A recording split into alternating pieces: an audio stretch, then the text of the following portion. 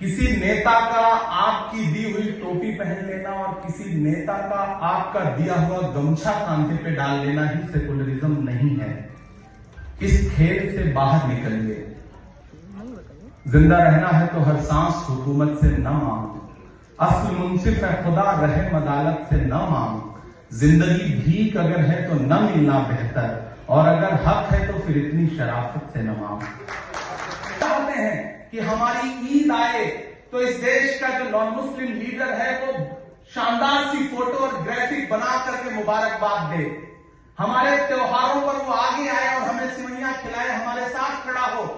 लेकिन आपका कोई नेता अगर ईद की होली की मुबारकबाद दे दे, और अगर वो होली में कहीं किसी सियासी मजबूरी की वजह से ही कहीं खड़ा हो जाए और उसके कपड़े पे एक रंग लग जाए, तो ये जो फतवे निकलते हैं, इन फतवों से भी कौम को बाज आना पड़ेगा। ये मैं बहुत कड़वी बात कह रहा हूं। तसव्वुर तो बहुत बाद का है, पहले ये तय हो कि इस घर को बचाएं कैसे। ये जो स्टेज है, मुझे लगता है कि सियासी तकरीर नहीं बल्कि थोड़ा सा संजीदा वो गुफ्तगू की जाए कि आने वाला रास्ता क्या हो सकता है, मौजूदा सियासी हालात में कैसे अपने मसले पुरजोर तरीके से सियासी ऐवानों में रखे जा सकते हैं। दोस्तों, हिंदुस्तान के अलग अलग शहरों से लोग यहां बैठे हैं। मौलाना सज्जाद नुमानी साहब जैसी शख्सियत यहां बैठा है, हमारे बहुत सारे मेंबर ऑफ पार्लियामेंट यहां बैठे हैं। मैं आपसे ये कहना चाहता हूं कि आप इस मुगालते में मत रहिए कि इलेक्शन का रिजल्ट जो है वो बहुत सारी चीजें बदल देगा अगर आप बेदार नहीं होंगे तो। बहुत धूर्त लोगों से मुकाबला है। पिछली बार आपको याद होगा 2014 में जब प्राइम मिनिस्टर बने थे तो वो तस्वीर आप सब ने देखी होगी कि जब पहली बार वो पार्लियामेंट की सीढ़ियों पर पहुंचे थे पार्लियामेंट में इंटर करने के लिए, तो उन्होंने पार्लियामेंट की सीढ़ियों को सजदा किया था और उसकी खाक जो है वो अपने माथे से लगाई थी। और फिर 10 साल में यह हुआ कि पुरानी पार्लियामेंट ही बदल दी, नई पार्लियामेंट बना दी। इस बार जब वो पार्लियामेंट के अंदर गए हैं तो उन्होंने संविधान को अपने माथे से लगाया है। तो इस मुगालते में मत रहिए कि चीजें बहुत आसान हैं। मुझे खुशी है कि कम से कम हम इन मसलों में बात करने के लिए बैठ रहे हैं। हमें कहीं ना कहीं अपने गिरबान में भी झांकना तो पड़ेगा। जिंदा रहना है तो हर सांस हुकूमत से न मांग, असल मुंसिफ है खुदा रहम अदालत से न मांग, जिंदगी भीख अगर है तो न मिलना बेहतर, और अगर हक है तो फिर इतनी शराफत से न मांग। के मायने बदले हैं मुल्क में। और एक बहुत जरूरी बात आपसे कहना चाहता हूं, और खासतौर से मेरी कौम सामने बैठी है उससे कहना चाहता हूं। किसी नेता का आपकी दी हुई टोपी पहन लेना और किसी नेता का आपका दिया हुआ गमछा कांधे पे डाल लेना ही सेकुलरिज्म नहीं है। इस खेल से बाहर निकलिए। अपनी टोपियां जो इतनी मियारी हैं उनको सियासी लोगों के सरों पर पहनाना बंद करिए। आप उन्हें किसी महफिल में एक बार टोपी पहनाते हैं, फिर वो आपको अगले 5 साल टोपी पहनाते हैं। इस खेल को समझिए। मेरी गुजारिश है आपकी। सेकुलरिज्म का मतलब ये नहीं कि कोई आपकी टोपी पहन ले तो आप खुश हो जाए। हमारी कौम खुश हो जाती है। हमारा गमछा कोई अपने कंधे पे डाल लेता है तो हम खुश हो जाते हैं। हमें हमारे अफ्तारियों में आकर के कोई एक खजूर खिला देता है तो हम खुश हो जाते हैं। नहीं, सेकुलरिज्म का मतलब यह है कि इमरान प्रतापगढ़ी की पहचान के साथ सामने वाला तबका कबूल करे, और हम सामने वाले तबके के नेताओं को, वहां के समाज को उनके पहनावे और उनकी पहचान के साथ कबूल करें। ये बदलाव हमें अपने माशरे में लाना पड़ेगा, अपने समाज में भी लाना पड़ेगा, उसे बेदार भी करना पड़ेगा। मैं कोई सियासी गुफ्तगू नहीं करना चाहता, बस ये कह रहा हूं कि बहुत सारे मसले ऐसे हैं जिनके लिए सिर्फ सियासत से उसका हल नहीं निकलेगा। मैं मौलाना साहब के करीब में बैठा था, मैं संजय साहब को सुन रहा था। संजय भाई ने बात ये कही ना कि जब जब 1992 का हादसा हुआ तो सबसे पहले इरफान मेरे घर पे जाके खड़ा हुआ, जिसने ये कहा कि मेरी लाश पर से गुजरना पड़ेगा। तो हमें ऐसे इरफान के साथ साथ हमें बहुत सारे ऐसे संजय सिंहों की भी जरूरत हो कि जब इमरान प्रतापगढ़ी का घर ऐसी किसी मुश्किल में आए तो तमाम संजय सिंह खड़े हो सके, जो ये कह सकें कि इमरान के घर की एक ईंट को नुकसान पहुंचाने से पहले तुम्हें हमारी लाश पर से गुजरना पड़ेगा। ये जब तक नहीं होगा तब तक चीजें नहीं बदलेंगी। मेरे भाई, मैं हिंदुस्तान के अलग अलग शहरों में गया, कैंपेन किया। आज जो रिजल्ट है, कम से कम उससे एक चीज जरूर हुई है कि हिंदुस्तान के अलग अलग शहरों से लोग फोन करके कहते हैं कि हमने थोड़ी सी सुकून की सांस जरूर ली है, लेकिन इसका यह मतलब नहीं कि आपकी लड़ाई खत्म हो गई है। और एक सियासी पार्टी में हूं मैं, एक ऑर्गेनाइजेशन को हेड कर रहा हूं, देश की पार्लियामेंट में हूं। मेरे बुजुर्गों को भी एक बात समझनी पड़ेगी कि दुनिया के हर मुल्क की सियासत 25 साल में एक नया शेप लेती है, 30 साल में एक नया शेप लेती है। हिंदुस्तान की सियासत पिछले 25 सालों में एक नया शेप ले चुकी है। आप इसे तस्लीम करें या ना करें, वक्त इतनी तेजी से बदला है, टेक्नोलॉजी ने, सोशल प्लेटफॉर्म्स ने इतना बदलाव ला दिया है कि आप यहां खड़े होकर अभी तकरीर कर रहे हैं और आपकी यहां की तकरीर हिंदुस्तान के किस शहर में क्या बता करके दिखाई जा रही होगी, आप इसका अंदाजा भी नहीं लगा सकते हैं।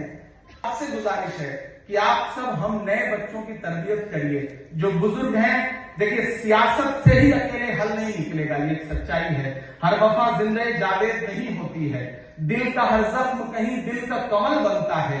जब शहंशाह भी हो, इश्क भी हो, दौलत भी, तब कहीं जाके कोई ताजमहल बनता है।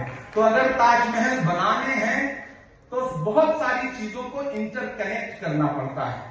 आरएसएस ने क्या किया, क्यों इस पॉलिटिकल सिनेरियो में आरएसएस को आप, उनकी कामयाबियों को आप तबसरा करिए तो आप ये पाएंगे कि उन्होंने एक काम किया, उन्होंने जुडिशरी हो, मीडिया हो, ब्यूरोक्रेसी हो, पॉलिटिक्स हो, अलग अलग जगह के लोगों को इंटरकनेक्ट किया है। इससे इनकार करिए या ना करिए, हमारे साथ क्या है, हम एक दूसरे के साथ चाय पीने को तैयार नहीं है, हम एक दूसरे की तारीफ सुनने को तैयार नहीं है। हमें लगता है कि जब तक इसकी जड़ नहीं काटेंगे तब तक हमारी जगह ही नहीं बनेगी। ये एक सच्चाई है।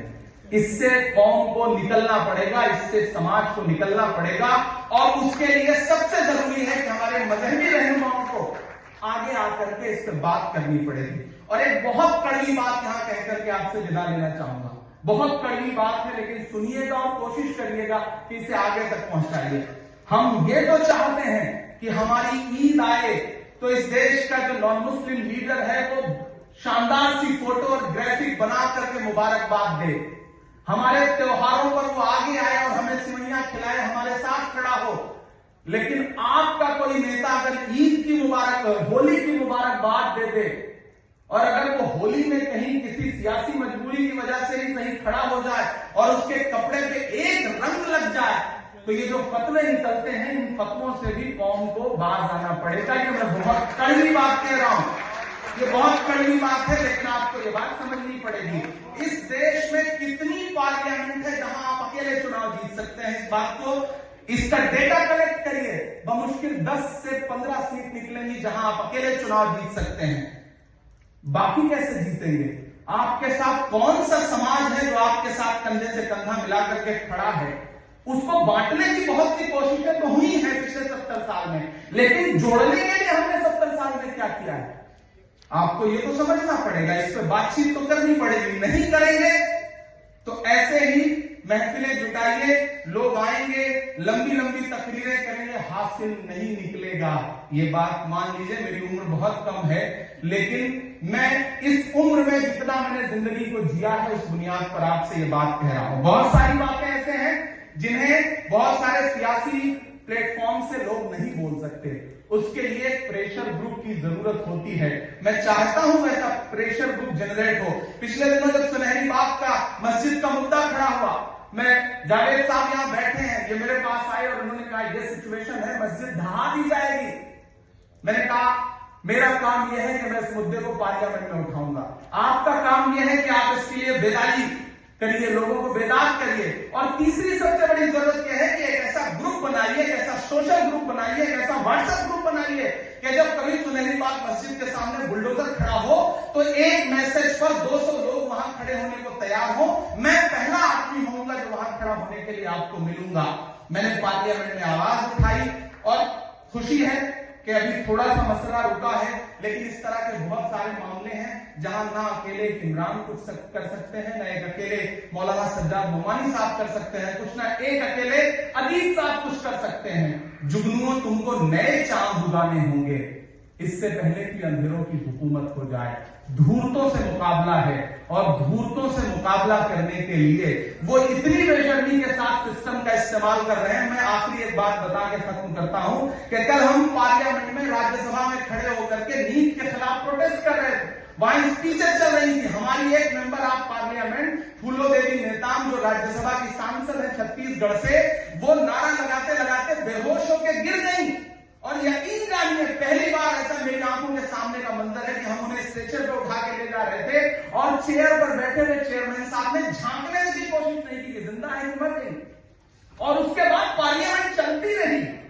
इससे शर्मनाक क्या हो सकता है? लेकिन ये हो रहा है तो आप समझिए कि किनसे मुकाबला है, किनसे लड़ना है। उन्हें पता है कि बुलडोजर आपके घरों पर चलेगा तो इस देश में एक तबका है जो बहुत खुश होता है।